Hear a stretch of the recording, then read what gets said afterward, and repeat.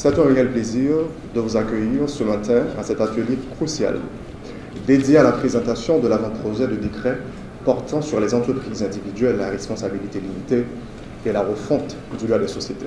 Cet événement s'inscrit dans la continuité des efforts du ministre du Commerce actuel pour moderniser le cadre juridique des affaires en Haïti et surtout attirer l'investissement. Toutefois, il est important de se rappeler d'où nous venons. En 2012, face aux pires performances de notre pays au classement mondial de Doing Business, qui mettait en lumière les défis de notre environnement des affaires, les autorités d'alors ont pris une décision audacieuse. Il était impératif de mieux planifier et régir notre économie nationale. C'est ainsi que le projet de modernisation du cadre juridique des affaires a vu le jour. Ce projet ambitieux a connu plusieurs phases. De 2012 à 2014, une commission présidentielle a jeté les bases, suivie par une coordination dédiée. Et après une période de 4 ans sans financement, on a relancé les activités entre 2017 et 2024. Durant cette seconde phase, un travail colossal a été accompli. De nouvelles lois ont été promulguées, d'autres révisées, des décrets adoptés, des traités et conventions analysés. Le ministère du Commerce a également mené des ateliers d'orientation, de formation et une vaste campagne de sensibilisation à travers le pays, couvrant la propriété industrielle et les procédures de création d'entreprises, tout cela dans le but de revigorer notre arsenal juridique. Les avancées et les défis persistants, et force est de constater qu'un travail considérable a été réalisé pour assainir l'atmosphère des affaires en Haïti. Cependant, nous devons être lucides. Le chemin à parcourir est encore long. Nos défis actuels incluent la continuité des activités de formation et de renforcement des directions centrales, la mise en place de nouvelles structures, la révision du code de commerce et des investissements, ainsi surtout la numérisation et le lancement du guichet unique du MCI. Un point crucial demeure, c'est notre cadre juridique, qui repose actuellement sur des dispositions que M. Gousse pourrait appeler un repoussoir, un défi. Cette fragmentation rend difficile en appréciation cohérente et harmonieuse des règles régissant la création et le fonctionnement des entreprises individuelles et des sociétés commerciales. Cette situation représente un frein majeur à l'entrepreneuriat et à l'investissement. Le retour d'une réforme en droit des affaires et surtout dans les sociétés est crucial pour attirer le commerce et l'investissement. Et comme vous l'avez compris, le décret qui a été circulé depuis presque 3 mois portait en lui les racines d'un refondement important et déterminant pour permettre que le climat des affaires soit plus souple, plus flexible et surtout plus apte à exercer des activités génératrices de sources de revenus. Nous sommes réunis pour discuter de cet avant-projet. Et votre participation active et vos contributions sont essentielles pour façonner un cadre juridique qui répondra véritablement aux besoins de notre économie et de nos entrepreneurs. En ce sens, vous l'aurez bien compris que l'invitation de ce matin participe surtout dans la vision de l'actuel ministre du Commerce pour non seulement permettre que l'instrument juridique prioritaire pour Haïti lié au commerce et à l'investissement puisse être un atout majeur et surtout important pour permettre aux entreprises haïtiennes de refaire une image, de refonder surtout l'économie nationale et surtout d'attirer le commerce et l'investissement direct étranger. Je suis à la fois heureux et honoré d'accueillir des profils aussi avisés et diversifiés qui sont venus participer à l'atelier de ce matin. Lequel atelier est dédié à la présentation de l'avant-projet de décret portant création de l'entreprise individuelle à responsabilité limitée et refonte du droit des sociétés. Il peut être tentant de questionner la pertinence ou la place de cette activité dans l'ordre des priorités nationales. Vu le contexte de crise que vit notre pays actuellement. Cette crise qui n'en finit pas, mais qui finit par nous imposer son rythme et sa dictature de l'urgence. Évidemment, il y a urgence.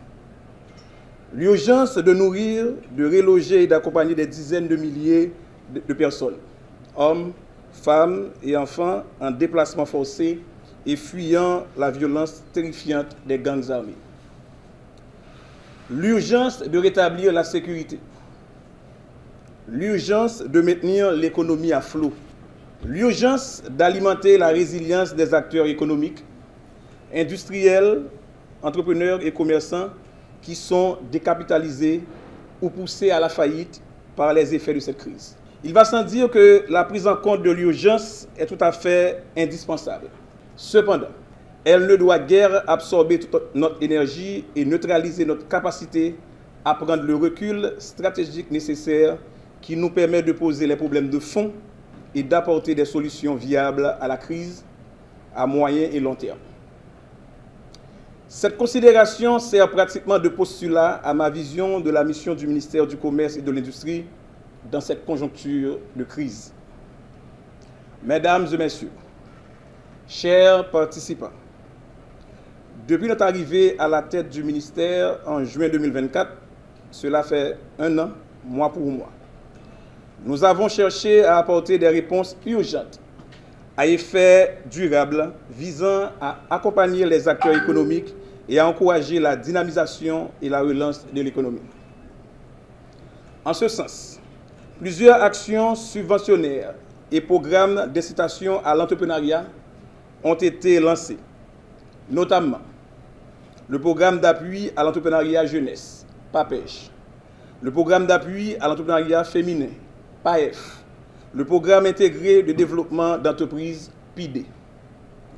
Parallèlement, nous cherchons à profiter de cette période de crise et de transition politique pour opérer des réformes majeures dans le dispositif des services publics du ministère, ainsi que dans le dispositif normatif régulant l'écosystème des affaires.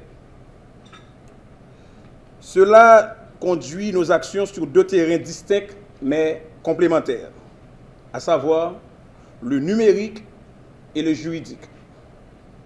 En ce qui a trait au numérique, je soulignerai rapidement que le ministère du Commerce et de l'Industrie a déjà enclenché le processus de numérisation de ses services en mettant récemment à la disposition des personnes intéressées une plateforme d'enregistrement des entreprises individuelles. Concernant l'aspect juridique de cette réforme, il existe depuis quelque temps au sein du ministère un projet de modernisation du cadre légal des affaires. Dans ce cadre de ce projet, nous avons déjà procédé en octobre 2024 à la présentation de l'inventaire des instruments juridiques et l'agenda législatif prioritaire liés au commerce et à l'investissement en Haïti. Aujourd'hui, nous nous apprêtons à vous présenter l'avant-projet de décret portant création de l'entreprise individuelle à responsabilité limitée et refonte du droit des affaires. Mesdames, Messieurs, chers invités, permettez que je signale deux points concernant cet avant-projet de décret. Primo, ce texte n'est pas tombé du ciel. Il émerge du constat et du besoin de traiter les maux du cadre légal actuel des affaires qui est diagnostiqué comme étant désuet, carentiel, éclaté et inadapté. Secondo, le texte de l'avant-projet de décret est à l'origine un avant-projet de loi qui avait été déjà introduit au Parlement et que la Chambre des députés avait adopté, quelque temps avant le dysfonctionnement du Sénat et la dissolution du Parlement en 2020. Cela dit, le texte qui nous réunit aujourd'hui a déjà fait l'objet de moult échanges, lesquels ont été interrompus à cause de l'amplification de la crise, qui elle-même nous a fait tomber dans le piège de la gestion de l'urgence. Cela dit, le ministère du Commerce a décidé de relancer les débats, soit avant-projet de décret, ça qui visait rassembler, harmoniser et puis adapter le cadre légal qui régit toute facette à toute étape qui concerne la création et l'évolution d'entreprises individuelles et la société commerciale. Le décret ça a visé tout pour rendre la législation qui concerne les business dans le pays plus claire, plus accessible, plus efficace et puis plus au service du développement économique du pays. Messieurs, dames, compatriotes, si je dis que notre pays n'a pas permettre nous attirer plus d'investissements étrangers ou bien bailler business plus de chance pour prospérer, j'en nous souhaite ça, nous devons profiter de moment crise pour nous faire toute réforme qui la société a bon gens outils pour avancer plus vite sous chemin progrès à croissance les mauvais que ça a fini passer. Moi j'ai conviction que ça n'a pas arrêter comme ça tout le temps.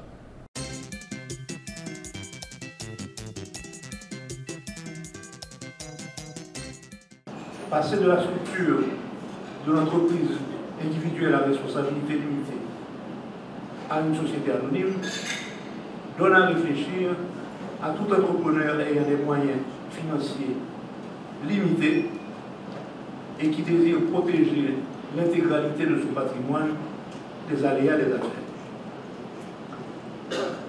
La Commission a donc pensé à introduire une nouvelle structure plus simple à créer, mais moins onéreuse, permettant en partenariat de disposer de capitaux importants tout en limitant la responsabilité financière des partenaires limitant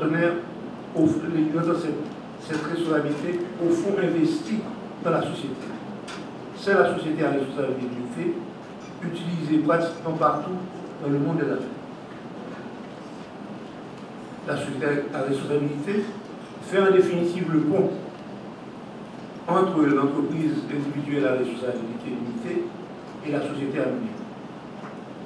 En effet, l'entreprise individuelle à responsabilité, comme sa dénomination l'indique, est la propriété d'un entrepreneur. Le nombre de partenaires d'une société à responsabilité limitée est limité à 50, tandis que la société anonyme n'a pas de limite quant au nombre de ses actionnaires, donc en principe, quant au montant des capitaux qu'il peut lever. Je ne vais pas exposer ici les détails de la constitution de ces diverses sociétés, les obligations de leurs associés, gérants, etc., puisque vous disposez tous du texte qui a été circulé.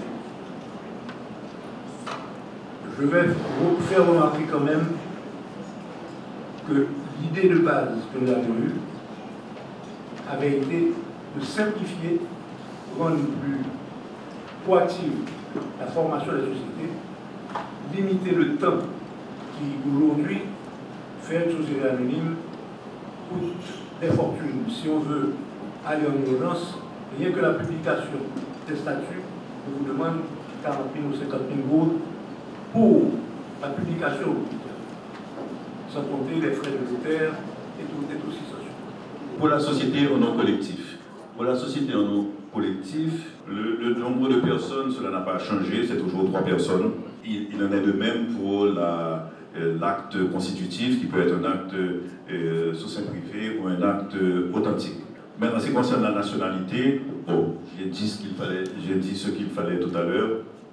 C'est que, alors que la nationalité, le régime actuel dépend de la majorité des associés, et désormais, elle sera tout simplement, on obéira aux critères, on appliquera le critère du siège social. En ce qui concerne maintenant le temps et le coût, aujourd'hui, pour une société en nom collectif, il faut se faire accompagner d'un avocat. On dépose au ministère du Commerce, le ministère du Commerce fait une vérification, ça prend 15 à 20 jours, quelquefois 30. Et si les parties doivent recourir à un notaire, donc la facture du notaire c'est entre 2500 et 3000 $. L'avocat lui-même va demander 130 000 gourdes, disons à peu près 1000 $, ça fait 130 000 gourdes aujourd'hui. Donc voici pour une petite société, 3 personnes, on vient à peine de commencer, on vient d'être diplômé et il faut trouver 200 000 gourdes pour faire la société. Alors que, au minimum. Alors qu'on vient d'être diplômé, on veut faire ensemble une société entre jeunes. Tandis que, en utilisant ce que permettent aujourd'hui la loi du 17 mars 2017 sur la signature électronique, le décret du 6 janvier 2016 sur l'administration électronique et la loi de 2018 sur le registre du commerce. qui traite de l'informatisation du registre du commerce, l'on pourra créer cette société en nom collectif en quelques heures, sinon quelques jours. Et donc, on dépose au ministère du Commerce, on inscrit de son bureau étant au registre du commerce, et cela prendra donc quelques jours, une semaine tout au plus, si l'on va physiquement déposer les statuts au ministère du Commerce. Donc, voilà, en ce qui concerne le fonctionnement, le Code de commerce qui date de 1835 ne dit rien concernant le fonctionnement de la société en nom collectif, tandis que là, il est clairement dit qu'il y aura des parts sociales. Les droits des associés ne sont pas prévus dans le régime actuel, tandis que le régime qui est proposé reconnaît le droit aux associés de poser des questions par écrit aux gérants et d'agir en justice contre les gérants, ou même de demander une dissolution si jamais les gérants ne respectent pas. En ce qui concerne la prise de décision, le Code de commerce est extrêmement, enfin, ne dit rien, lacunaire, muet sur la question, tandis que le régime est proposé et précise les pouvoirs, la répartition des pouvoirs entre le gérant et les associés.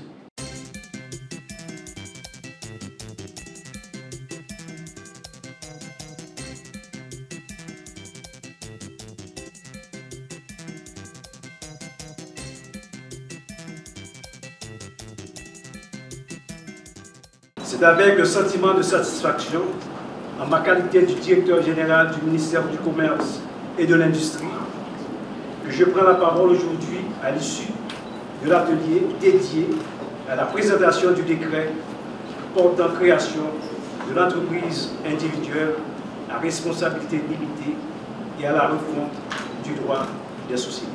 Je tiens à remercier chaleureusement l'ensemble des parties prenantes qui ont contribué de près ou de loin à la réussite de cette importante activité.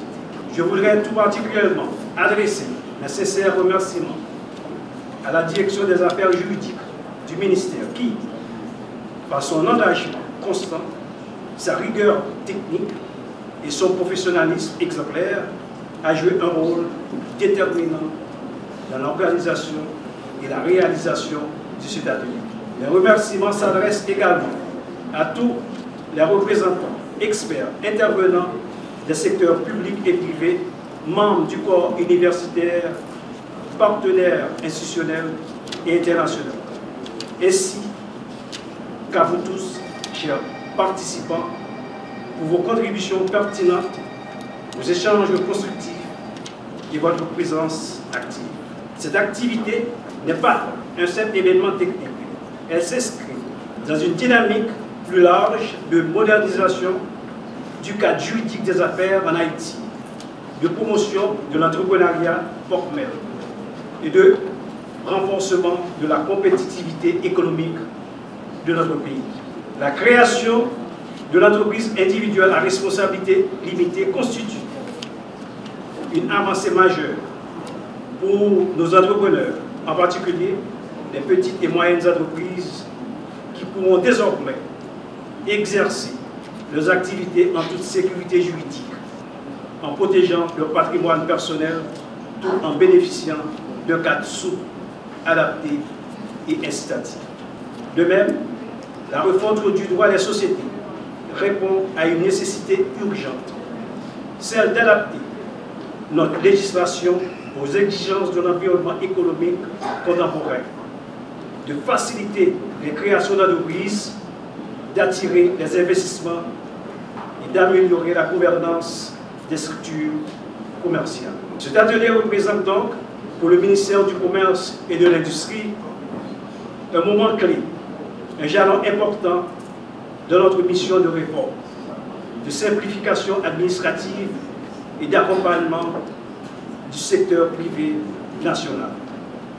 Nous mesurons l'impact positif que ce nouveau cadre juridique aura sur les bénéficiaires directs, les entrepreneurs, les commerçants, les investisseurs, les professionnels, mais aussi sur l'ensemble des usagers des services publics. Pour toutes ces raisons, je vous renouvelle, au nom du ministre du Commerce et de l'Industrie, M. James Monazar, et en mon nom propre, nos remerciements les plus sincères.